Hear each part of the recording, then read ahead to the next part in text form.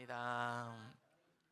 자, 오늘 읽을 말씀 가지고 자신의 능력을 뛰어넘는 삶의 비결, 자신의 능력을 뛰어넘는 삶의 비결이라는 제목으로 하나님의 말씀을 보도록 하겠습니다. 영국에서 여러 물품들을 경매하는 경매장에서 있었던 일입니다. 고가의 물품들부터 아주 싼 것까지, 보석에서부터 생활품, 이런 필수품들까지 경매가 이루어지는 그런 경매장이었습니다. 사람이 관심을 끌만한 여러 가지 명화들, 보석들, 이런 것들도 경매를 했고, 또 이런 것들이 나올 때는 서로 좋은 값에 사기 위해서 사람들이 막 경쟁하듯이 경매에 입찰하기도 합니다. 그렇게 많은 물건들이 주인을 만났을 때 경매사가 다음 물건을 꺼내는데, 이 물건은 누가 봐도 좋은 가격을 받을 수 없는, 싼 값에라도 누가 사가기만 해도 다행이라고 여겨지는 그런 물건입니다. 아주 낡은 바이올린이죠. 경매가 나올 때 경매사가 먼지도 다 닦고 더러운 것을 닦아내기도 했지만 이 바이올린의 낡은 모습은 감출 수가 없었습니다. 그래서 아무도 기대하지 않았고 경매사 자신도 기대하지 않았기 때문에 경매장에서 가장 싼 가격인 1달러를 부르면서 경매를 합니다. 자, 1달러 있습니까? 이렇게 얘기를 해도 아무도 이 바이올린에는 관심이 없는 거죠. 경매를 시작하고 정막이 흐르는데 어떤 은발의 노신사 한 명이 앞으로 나와서 이렇게 얘기하는 거예요. 그 바이올린을 좀 제가 봐도 되겠습니까? 그리고 바이올린에 줄이 다 있다는 걸 확인하더니 노신사가 그 바이올린을 이렇게 조율하기 시작하죠. 그리고 그 연주를 시작하는 거예요, 이 노신사가요. 근데 아무도 기대하지 않았던 낡고 볼품없고 값어치가 없다고 여겨졌던 그 바이올린에서 너무 아름다운 소리가 나는 것이에요. 거기 있던 모든 사람들이 그 연주를 넋을 잃고 들었습니다. 연주가 끝나자마자 거기 있던 모든 사람들이 기립박수를 이 연주자인 노인에게 보냈죠. 그렇게 연주를 하고 나서 이 노인은 아무 일이 없다는 듯이 다시 경매사에게 그 바이올린을 전해주고 자신의 자리로 돌아갔습니다. 이제 이 경매인이 이 바이올린을 들고 경매를 다시 시작해요. 여러분, 1달러의 값어치도 없다 여겨졌던 이 바이올린이 그 위에 어떻게 됐겠습니까? 경매장의 모든 사람들이 그 바이올린을 사기 위해 달려드는 거예요. 아무 가치도 없던 바이올린의 가치가 말할 수 없이 높아진 것이죠. 그래서 그 경매장의 최고가로 이제 낙찰이 됩니다. 여러분, 이 바이올린은 사람들에게 값없다 여겨질 때에도, 최고가를 경신하여 낙찰될 그때에도 낡고 보잘것없는 건 똑같았습니다. 그러나 한 가지 달라진 게 있다면 연주자의 손에 붙들렸더니 그 값어치가 올라가더라는 거예요. 이와 같이 누구 손에 붙들렸는가, 이거에 따라서 값어치는 변하게 됩니다. 여러분, 우리 인생도 마찬가지입니다. 연주자의 손에 붙들린 바이올린의 가치가 그렇게 올라갔다면, 여러분, 아무리 가치 없는 사람이더라도 하나님의 손에 붙들린다면 그 값어치가 어떻게 변하겠습니까? 그럼 말할 수 없이 높아지는 거죠. 아무리 무능하고 쓸모없고 버려져 아무도 돌아보지 않는 인생이라 할지라도 하나님 손에 붙들리면 그래서 가장 가치 있는 인생이 되는 것입니다. 할렐루야. 여러분, 이런 얘기를 들으면 우리는 이렇게 생각해요. 하나님께 붙들린다는 것이 어떤 특별한 사람에게만 주어지는 은혜라고 생각하기 쉽습니다. 그래서 나 같은 사람에게는 이거 해당하지 않겠지 라고 여기는 사람이 있을 수도 있어요. 그러나 성경은 그렇게 말하고 있지 않습니다. 하나님께 붙들린 자가 되는 방법은 뭐냐? 그건 믿음으로 의롭게 되는 거라고 말하는 거예요. 우리가 예수 그리스도를 믿고 그 믿는 믿음으로 의롭게 되어 이신칭의의 은혜를 받았다면 이미 우리는 다 하나님께 붙들린 자들이죠. 하나님이 우리 인생을 붙드시고요, 우리 인생에 대하여 이런 기대를 품으시는 거예요.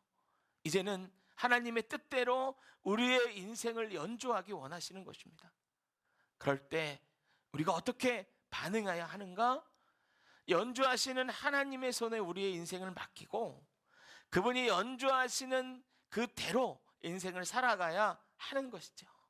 그래야 쓸모없는 바이올린 같은 우리의 인생의 가치가 가치 있는 인생으로 변화되는 것입니다. 말씀드린 예화에서 이 바이올린이 로신사가 이제 잡고 연주하려고 하는데 고집이 있어서 로신사가 연주하는 대로 자기를 맡기지 않고 자기 뜻대로 소리 냈다고 생각해 보십시오. 그러면 그 바이올린에서 어떻게 그 아름다운 소리가 날 수 있겠습니까?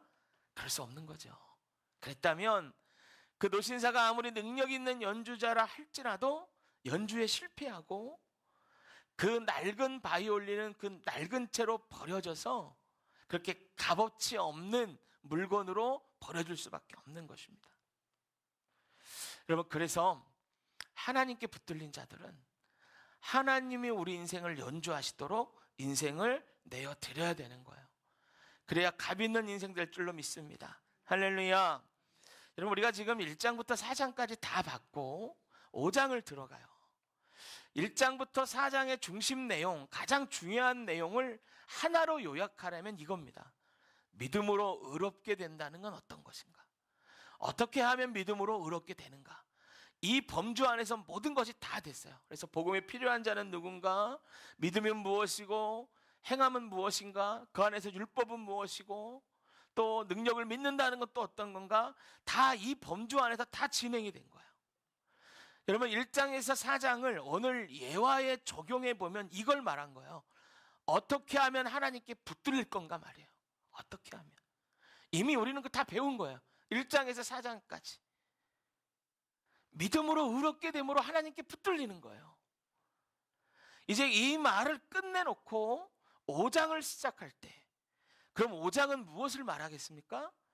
하나님께 이렇게 붙들린 자가 자신의 인생을 하나님의 뜻대로 내어놓았을 때 그 인생에서 어떤 열매가 맺게 되는지를 5장은 우리에게 설명해 주는 거예요. 그 노신사가 연주를 끝냈더니 바이올린의 가치가 올라가더란 말이에요. 하나님께 우리 인생을 내어드리는 자들도 하나님이 우리 인생을 연주하기 시작하면 맺는 열매가 있다는 거예요. 그래서 그 열매가 무엇인지를 5장은 설명해 주고 있어요. 자, 5장 1절 한번 우리가 보시죠. 1장을 처음 시작하는 단어, 이 부사가 뭡니까? 그러므로. 쳐보세요. 그러므로로 시작해요. 여러분, 그러므로라는 말을 우리가 많이 쓰죠. 이 국어사전에서 그러므로라는 말을 찾아보면 이렇게 되어 있어요. 앞에 내용이 뒤에 내용에 원인이나 근거가 될 때 쓰이는 접속 부사, 이렇게 쓰여져 있어요. 그러니까 5장은 앞에 내용이 1장부터 4장까지가 원인이 되어서 5장에서 그것이 원인이 된 결론이 5장에서 나온다. 그래서 5장은 그러므로라고 시작하고 있는 거야. 할렐루야. 마치 바울이 이렇게 얘기하는 거죠. 이제까지 제가 설명한 진리들의 결과를 이제는 말하겠습니다. 이렇게 얘기하는 거예요. 그래서 5장을 그러므로라고 시작하고 있는 것입니다. 그럼 5장이 어떤 내용이 전개될지 이제 이해가 되시죠? 이제 보이시죠? 그래서 이제 5장은 그런 내용으로 되어져 있어요. 5장 우리가 첫 시간 들어가는데 이걸 머릿속에 놓고 기억하시기를 바랍니다. 자, 그럼 오늘 본문인 5장 1절을 우리가 3번 연속해서 읽었지만 다시 한번 큰 소리로 한번 읽어보십시다. 5장 1절 시작. 할렐루야. 그러므로 우리가 의롭다는 인정을 받았으니, 바꿔 말하면 그러므로 우리가 하나님께 붙들렸으니, 그 다음에 뭐를 누리자고요? 화평을. 누구와 더불어? 예수 그리스도로 인하여 하나님과 더불어 화평을 누리자. 여러분, 1장에서 말하는 믿음으로 의롭다 인정함을 받는 자들이 맺는 첫 번째 열매가 뭐냐? 하나님과 우리가 화평을 누리게 되었다는 거예요.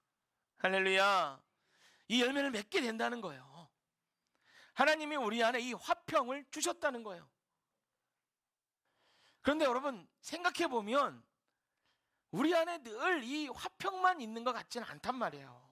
어떨 때는 우리 삶에 막 전쟁 같은 일도 있고 내 뜻대로 안 될 때도 많이 있고 이 화평을 깨는 일들을 마주할 때가 많이 있다라는 거예요. 이럴 때마다 우리는 화평을 잃어버리기도 해요. 그럼 성경은 분명히 믿음으로 의롭게 된 자들에게 하나님과 화평하는 이 화평을 주셨다고 했는데 그럼 내에는 이런 게 없는 건가? 여러분 그렇지 않아요. 성경에서 말하는 화평이 뭔지를 몰라서 이런 생각을 하는 거예요. 그래서 여러분 우리 성경이 말하는 화평이 무엇인지 아는 것이 중요하죠.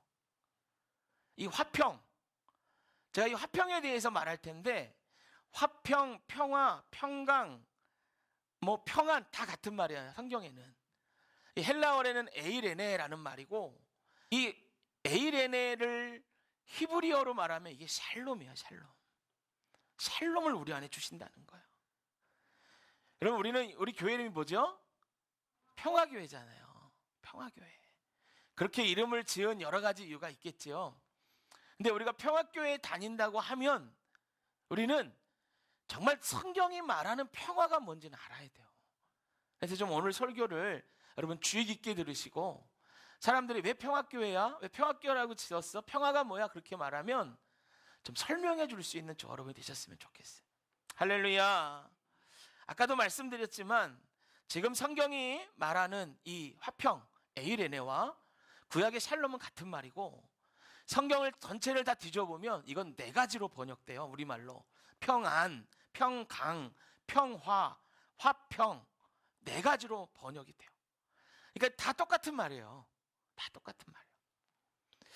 여러분 이 로마서가 기록될 당시는 로마가 이스라엘을 점령하고 있었고 로마가 지금의 미국보다 더 많이 영향력을 끼치면서 전 세계를 지배하던 시대예요.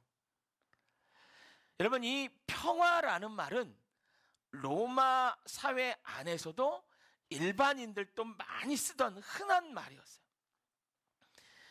로마인들도 늘 말했어요. 평안하기를 원한다. 평강하기를 원한다. 평화를 원한다. 평화 했단 말이에요. 예수를 믿지 않은 일반인들도 원하고 바라고 좋아했던 것이 이 평화라는 거야. 여러분 이 로마 사회는 평화를 너무 중요하게 생각했어요.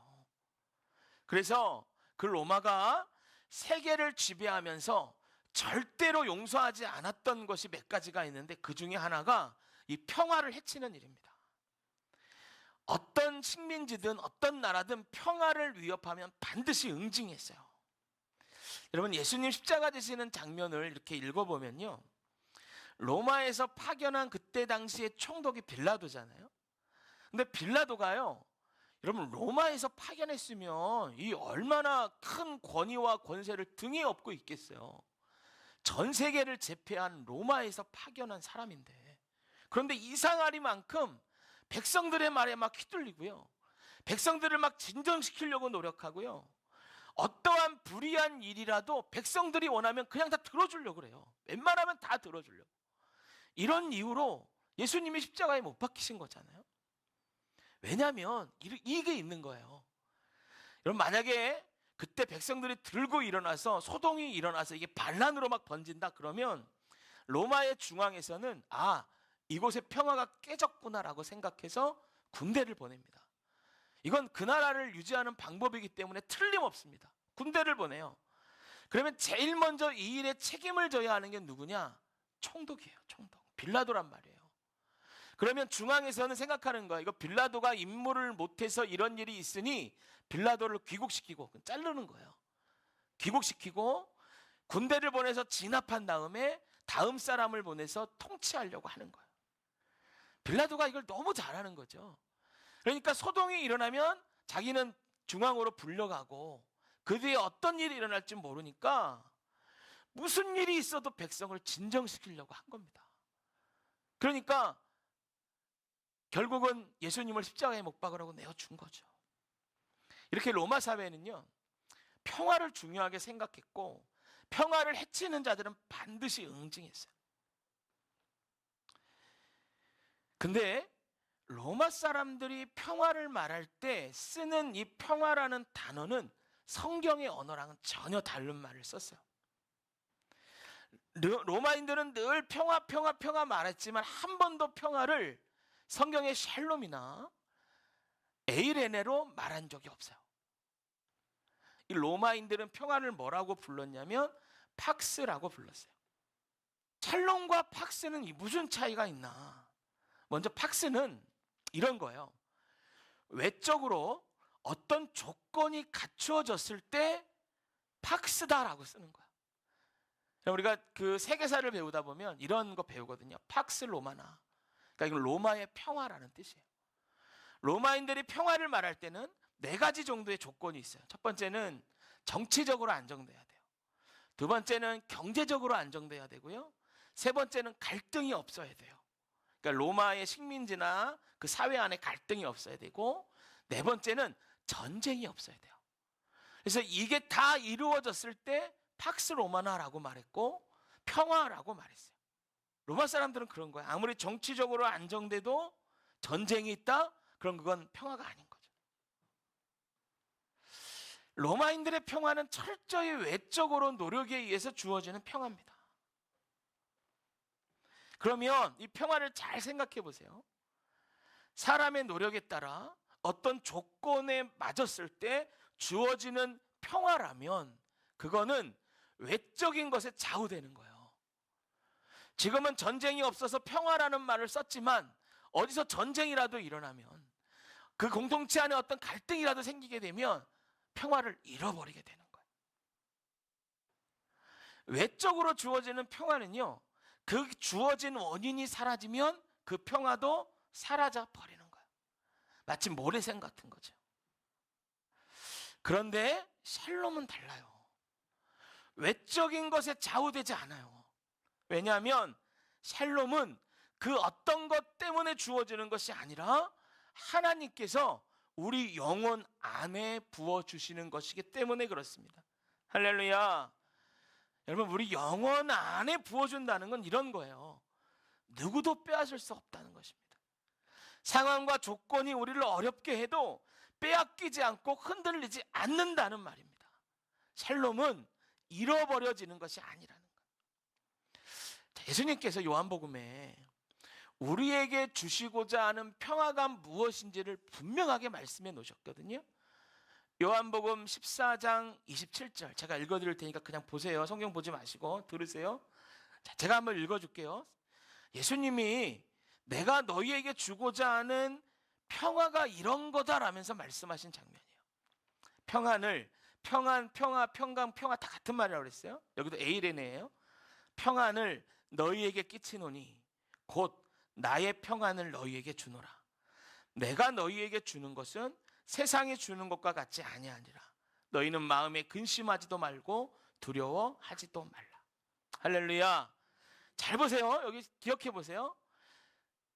예수님이 내가 주는 평안은 세상이 주는 것과 같지 않다라고 말할 때, 그러면 세상에서도 평화를 주는 게 있다는 거예요? 없다는 거예요?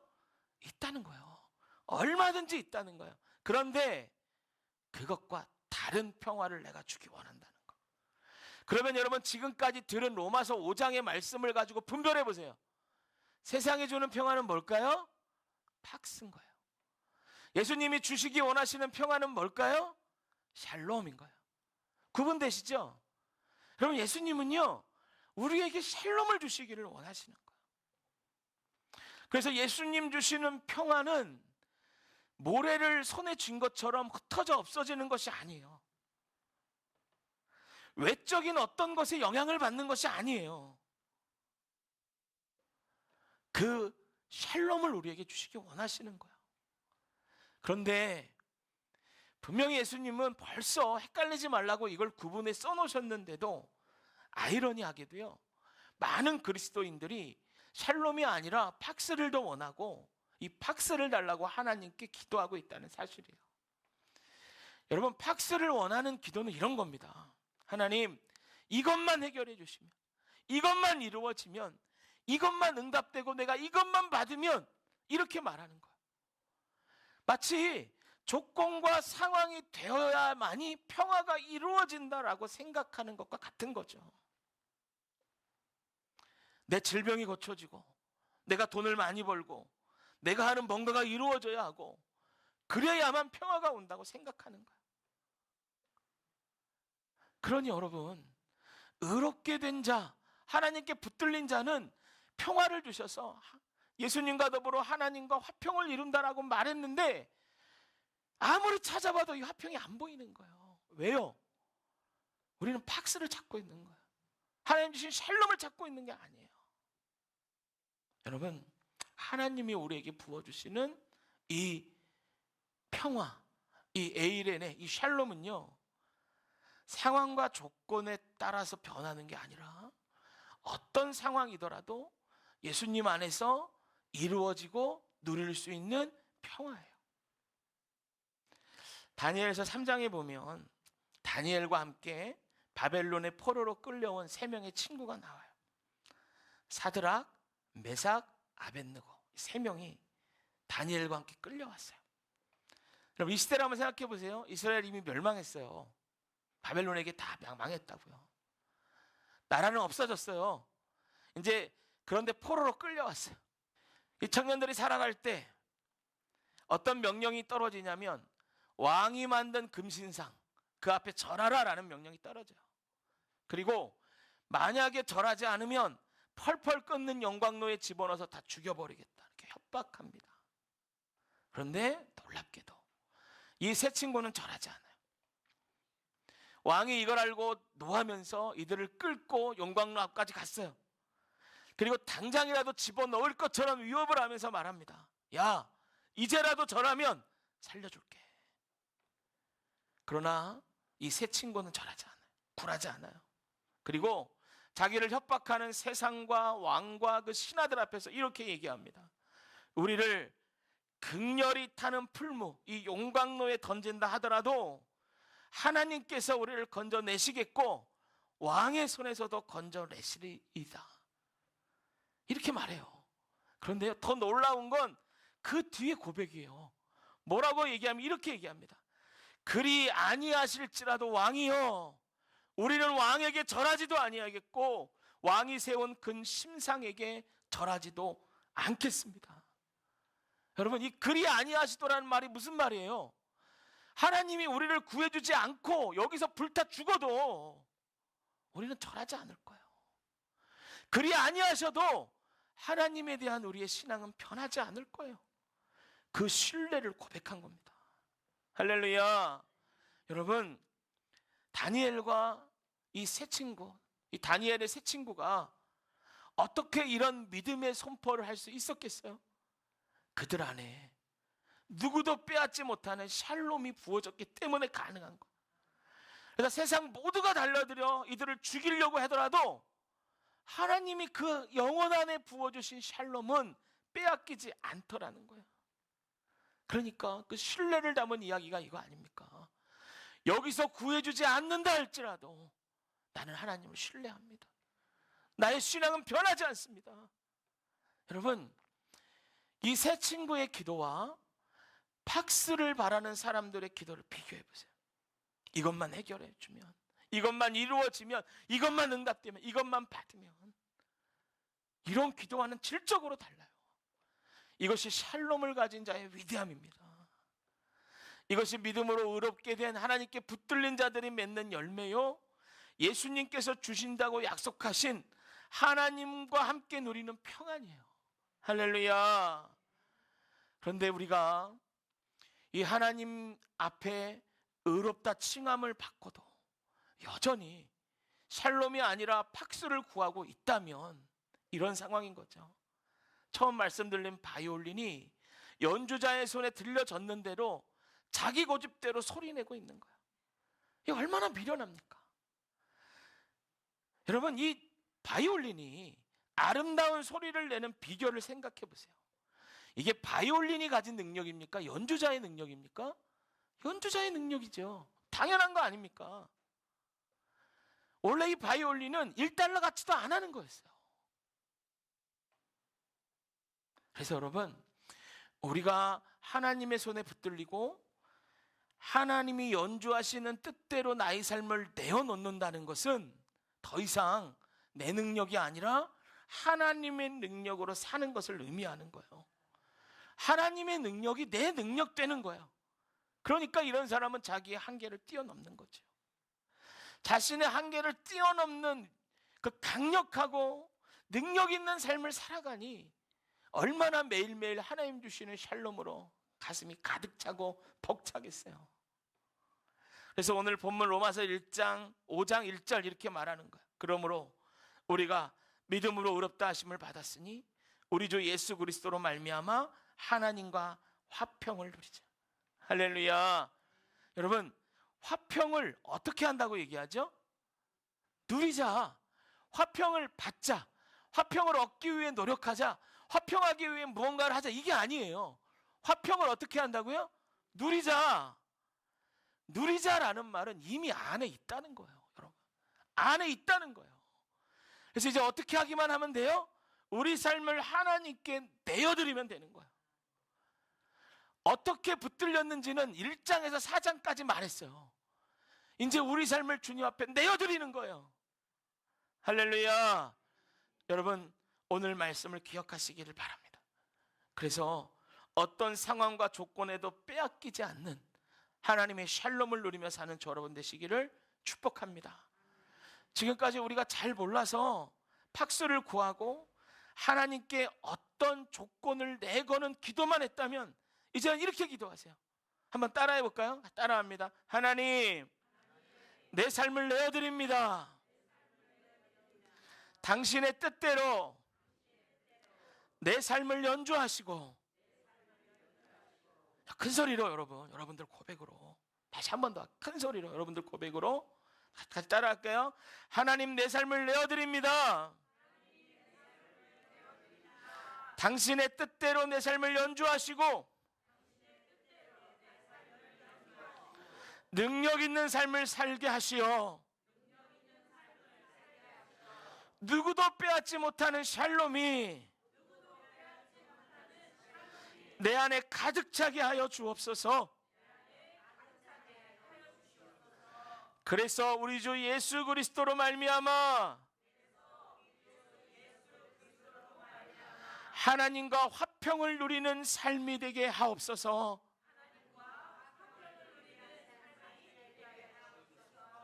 할렐루야. 여러분, 그거 정말 원하시는 분들 한번 아멘 해봅시다. 할렐루야. 할렐루야. 여러분, 이런 평화를 누리는 삶, 평화교회 아닙니까? 여러분, 그래서 목사님들이 평화 얘기만 나오면 저를 쿡쿡 찔러요. 평화롭다 그러면은 평화교회다 이렇게 얘기한단 말이에요. 여러분, 우리 평화교회 다니지 않습니까? 우리가 이 평화를 누릴 수 있어야 돼요. 우리가 평화가 뭔지를 알아야 돼요. 세상에 주는 것과 달라요. 구분할 수 있으시죠? 그래서 여러분, 이 평화를 누리는 우리 평화교회, 이 평화 안에 거하는 저 여러분 다 되시기를 주님의 이름으로 축복합니다. 할렐루야. 잠깐 기도합니다.